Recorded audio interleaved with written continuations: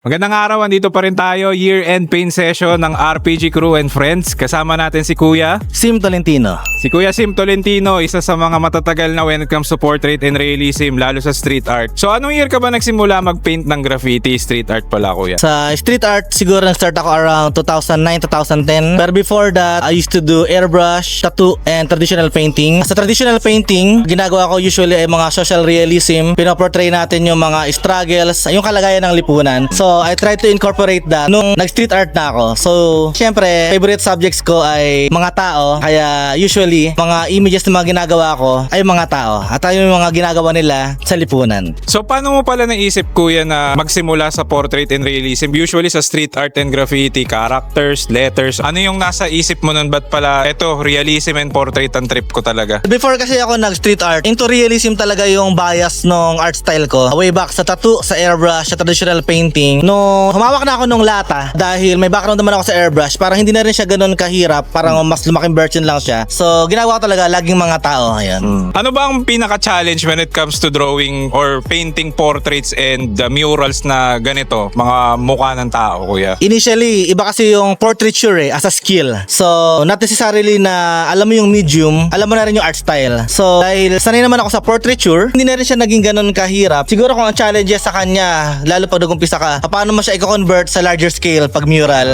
From yung mga bond paper size, A3 size, paano mo siya i-convert? At the same time, syempre, paano mo mailalabas yung emosyon ng mga portraits dun sa mga gagawin mo. Tingin ko pinaka-importante pa rin yung kagustuhan natin na i-portray yung kalagayan ng masang Pilipino. Yun yung gusto ko talagang ipakita sana talaga. Meron ka bang pages, art show, or event na pwede natin i-promote para masubaybayan din ng audience natin yung mga proyektong ginagawa mo? Sa ngayon, wala naman akong upcoming na art show, pero pwede man nyo na lang akong i-follow sa socials ko. Sim Tolentino sa IG, sa Facebook. I do commissions on almost every medium, airbrush, traditional painting, and murals.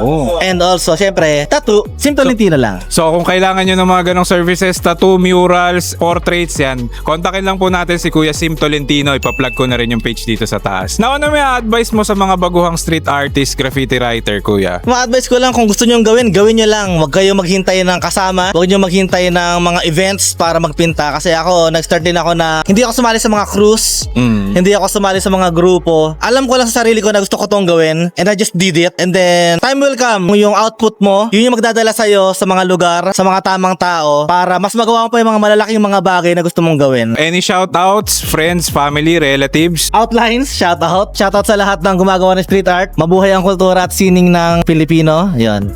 Hi, Chanel. So yun lang po Kuya Sim, maraming salamat sa interview.